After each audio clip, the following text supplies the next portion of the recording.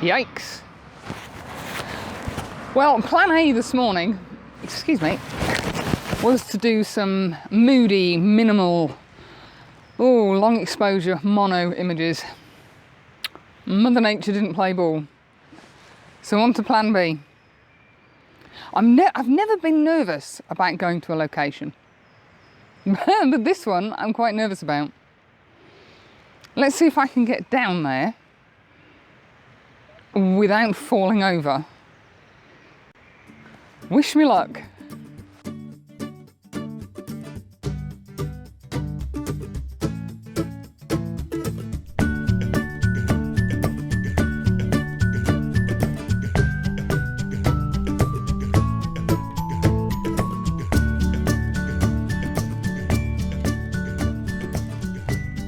Well, this looks kind of rather interesting. Right, I'm going down. Well, at best, this staircase can be described as a tad sketchy. And I think I've done the easy bit. That next bit doesn't look like quite so much fun. But I've come this far, and I've got my waders on, so I'm carrying on. Nearly there. Just this last little bit to go, which looks like the easy bit. Oh, I made it!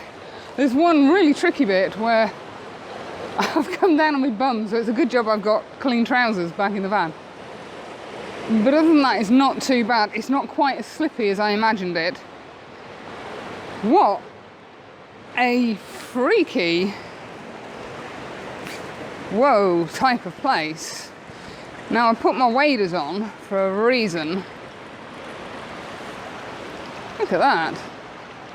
And the water isn't actually red, it's the rocks that make the water appear red. There's a very nicely placed tree there, and we've got some water bubbles coming down. There's a couple of little falls in the back there. You can see those. And I think round the corner there are a few more. Now I've no idea how deep this water is, how slippery the rocks are underneath. But I'm going to try a composition from here. And then I might try and mosey on up there a little bit. I'll give you a proper spin round in a second once I've got my bearings.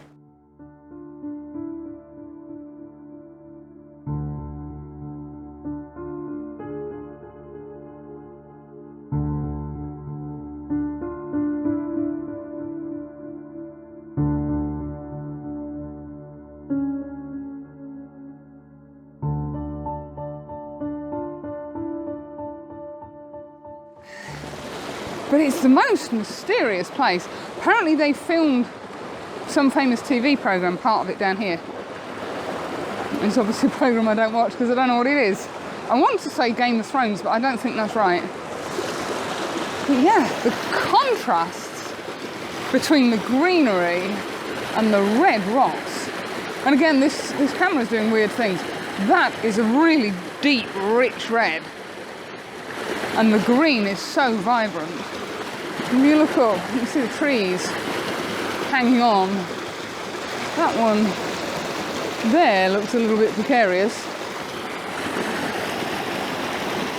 I'm not so sure about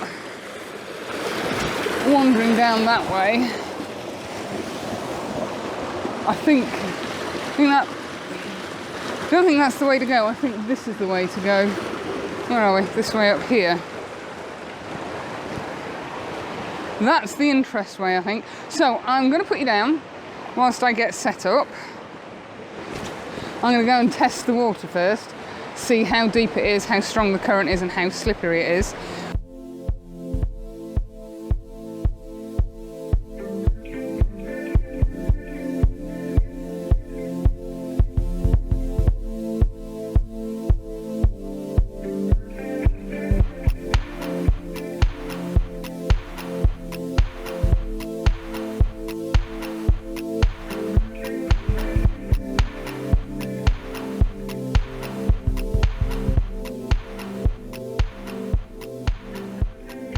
Well, I've made my way out into the middle of the stream. It's not quite as slippery as I expected, but because it's really dark down here and there's a lot of light reflecting off the water, it's very hard to see where you put your feet. So it's a case of an inch at a time, putting your foot down, putting your tripod down, making sure you're not about to stick one foot right down in a hole and the other foot on a slightly slippy rock. I've just settled on to start with a very basic composition, which is essentially that. Leading the water that's flowing down here, there's a very faint trickle or white line of bubbles coming down here. And that kind of leads you up to this little fall. We've got the rocks or the cliff face on both sides. And then the tree trunk leading you up as well. I'll see if I can show you. I'll show you, and it's easier to explain then. There you go. That makes more sense. I say it does look very blown out on there, but it isn't. It's actually quite dark and moody, which is what I was after. Oh, that's better. Right, so in terms of filters, excuse me, all I'm using at the moment is the polarizer, just to take the glare off the water. I don't know if you can see it there. There's a little trail of bubbles coming down, and the polarizer is helping to accentuate that because it's showing up white as a water trail or a water streak. And I have a 0.6 soft grad on because that bit is considerably brighter than this bit. And it's a soft edge, so I'm not getting a harsh line, and it's balancing the exposure out quite nicely. And that's it. That's all I've got in terms of filters. There's not enough motion in the water here to justify putting a 10 stop on, or a 6 stop even, because it's very dark down here. There's very little ambient light. I'm shooting at f13, ISO 100, and I was getting 13 seconds, and that's more than sufficient to give a little bit of motion in the water, or the streaky bits. I'm not doing very well. I've got somebody else's teeth in today. I do apologise. It's just picking up a little bit of the streak created by the flowing water as it comes over these rocks. I'm going to pack up. I'm being very careful. Normally I'd wander around with the camera just on the tripod, holding it, rucksack slung over my back. I'm packing everything away. I'm going to attach the tripod to the back of the rucksack, and I'm going to try and wander up there. It doesn't look too deep. If I get so far and I can't get any further, then I'll turn around and come back, and this will be one of the shortest vlogs ever. But I'm hopeful that that'll work.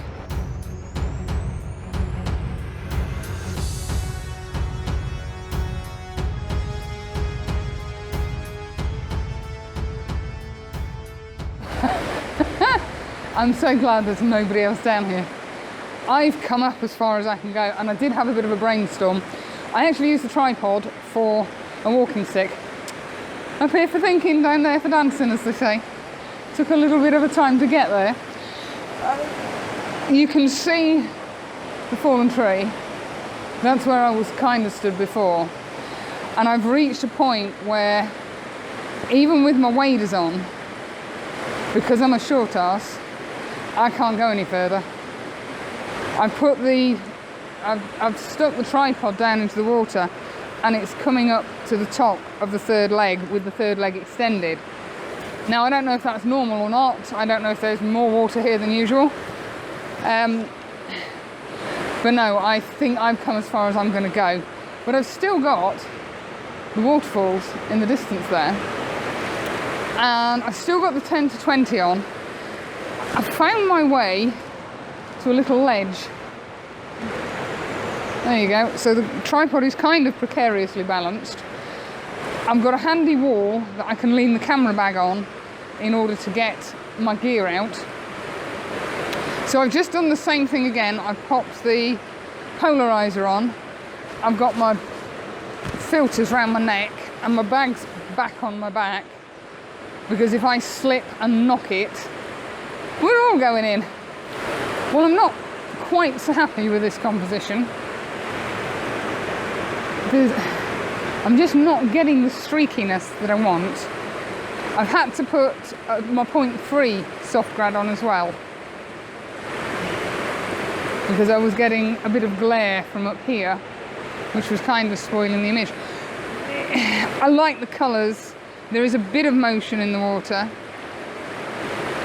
but I think there could be more. Now I'm going to try and put the 17-55 on, because I want to try and zoom in a little bit more to that fall there. I really wish I could get there, but as I say, looking at the depth of that is going to come over the top of my waders. And once that happens, I think it's game over. I still can't find anything I'm 100% happy with. And I'm not sure why. The colours are beautiful. The strong reds, the vibrant greens. I think it's the lack of motion in the water. And I'm having to stop down a little bit because of the overhead light coming in, and because I want to get rid of the sheen on the water, so the polarizer automatically stops you down.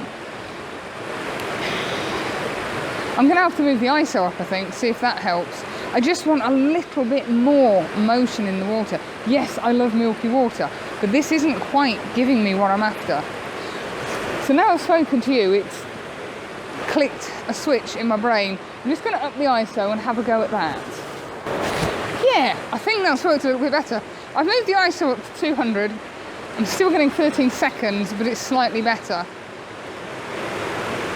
I'm back shooting in portrait mode. I did try a landscape, I'm shooting in landscape mode. I did try a couple in portrait, which kind of worked. I'm going to have another go now that I've moved the ISO up.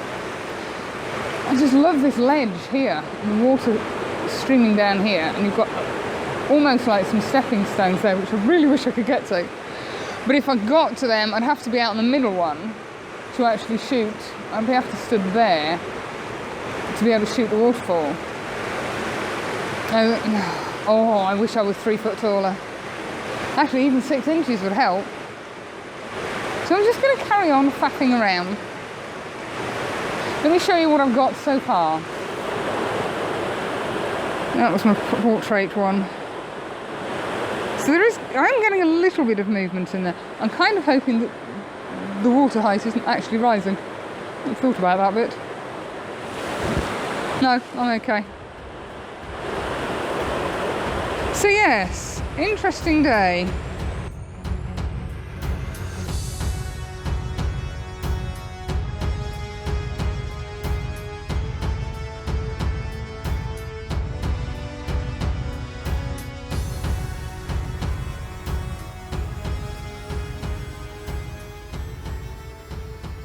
I've done the easy bit. This next little bit, here is not bad, but just about there, where that tree is, that's the right monkey to get round. It's going to be hands and knees. Yeah. This is the bit, and I'm not entirely convinced I'm going to get up. Because that ledge doesn't look that big, but in reality I'm guessing we're 3 foot. I've only got little legs. Oh. And it's really narrow. I didn't notice it on the way down. But there's a really narrow gap to get through. Right, I'm going to put you away. I'll try and figure out how to get up here. Well, that was a different morning. I'm not entirely convinced. Excuse the broom. Maddie's just parked in the lay-by and it's 10:30. I haven't had a cup of tea yet. I'm not entirely convinced that I've made the best of those falls. Maybe I need to come back when there is more water running, or it's running a bit faster, or there's leaves in the water. I mean, I have seen some truly stunning images of that location. And so I think I may well be tempted to come back again. If you intend to come up and have a visit, be warned, it is ridiculously muddy, it is very slippery, and it's very steep and narrow at parts going down what I think is called Jacob's Ladder. Let the cars go past. So you have to be very, very careful. If you're going to come up, let somebody know that you're coming and where you're going to be and what time you expect to be away, so that they can raise the alarm if you haven't contacted them by a certain time. It's like Piccadilly Circus. So yes, but yeah, it's a fabulous location. The greens and the reds are absolutely amazing. It's now time for me to wend my way home. It's busier than the A1 in rush hour around here. I've had a good fun few days away. Maddie has lived up to expectations and more so. I found some beautiful little sleepy spots. Out of the way, nobody would know I was there. And yeah, loved every minute of it. So I hope you've enjoyed the little bit of photography that I managed to get done in between the horrendous weather. Hopefully I didn't moan too much. I was quite happy with mist and fog. Even to a point, rain or snow, certainly snow, and I wouldn't mind it a little bit of rain because it can add a bit of atmosphere. But gales and chucking it down really wasn't my cup of tea. But Arisaig was stunning, and the rest of the coast apparently is the same. So that's a definite on the agenda, maybe not for this year, but certainly for next year. So anyway, before I waffle too much and my tea gets cold, thank you for joining me. Hope you enjoyed it, and we'll do it all again next Sunday. Bye!